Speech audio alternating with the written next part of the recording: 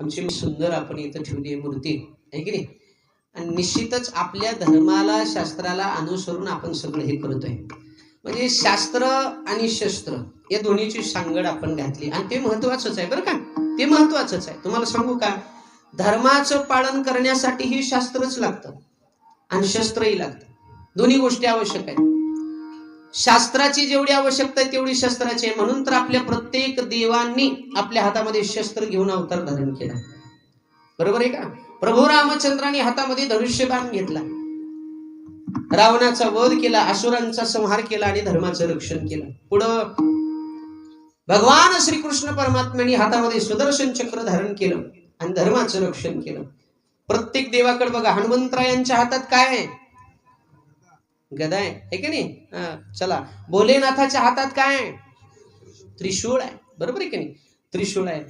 असे बरेच देव आहेत. कोणत्याही देवाचं उदाहरण तुम्ही घ्या, प्रत्येक देव आपला शस्त्रधारी आहे. छत्रपती शिवाजी महाराजांच्या हातामध्ये काय आहे? ढाल आणि तलवार आहे. बरोबर आहे की नाही? हे कशासाठी?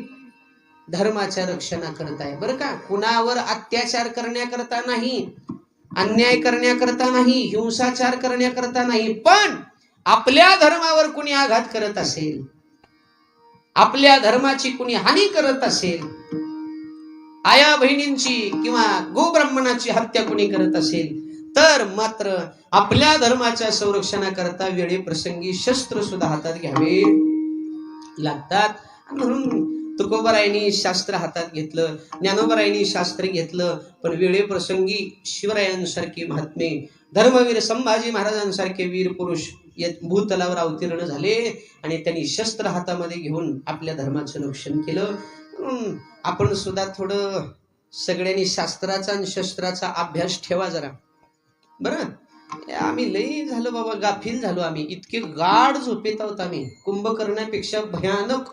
मी तर म्हणतोय, कुंभकर्णाच्या नंतर जर गाढ कोण झोपला असेल तर आपला हिंदू समाज आहे.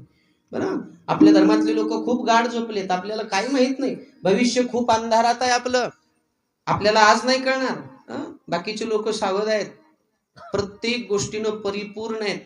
आमचं काय नाही हो, कसरे ममदा गेल साल तसा आमदार. बघा एखाद्याला चालून का झालंय, काय नाही बघा, निवांत आहे. तुझं निवांतच आहे रे.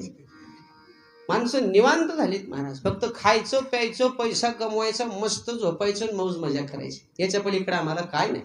धर्माच्या बद्दल जागृत राहा, धर्माच्या रक्षणाकरता सज्ज राहा. आज आपण धर्माचं रक्षण केलं तर उद्या धर्म आपलं रक्षण करणार आहे. कानाचे पडदे उघडे करून ऐका बरं का. 400 वर्षापूर्वी असंच झालं होतं. 400 वर्षापूर्वी सुद्धा काही लोक असेच गाढ झोपले होते आणि त्याचा गैरफायदा म्हणून लोकांनी आपल्या धर्मावर आघात केला होता.